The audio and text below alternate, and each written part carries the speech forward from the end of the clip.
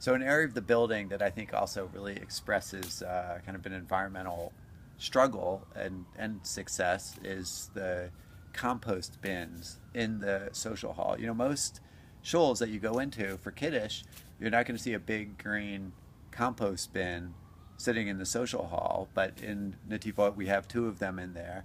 And we try to be really conscientious with Kiddush and all of our meals that we're not creating a lot of waste and that you know, the disposables that we do have can be composted and become part of the soil again, and which I think is great. On the other hand, it has been a huge struggle because uh, whenever people are at Kiddush and they're eating and they go to throw away their thing, they see three bins, like they just can't figure out what to do and they just toss it in whatever bin there is.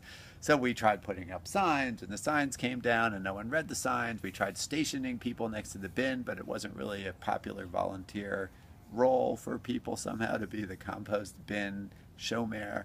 Um, so ultimately, what we did was just eliminate any need to sort things because everything is disposable, compostable. Everything is compostable except for the forks, which people can kind of figure out not to throw in there. So we are able to still express that kind of like take care of the earth in the way that we're eating, you know, which of course is such an important Jewish thing, eating, that we should do it right.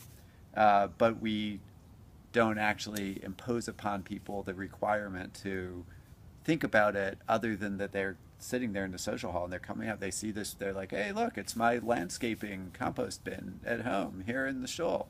Um, so I think it's a great thing. And I'll just conclude by saying that we have discovered as well that there's a blessing for composting in Judaism, which is Mechaye HaMeitim, who brings the dead to life. You take this old seemingly dead paper plate and you compost it and it becomes soil that brings forth new life from the earth. So, you know, there you go. Amen.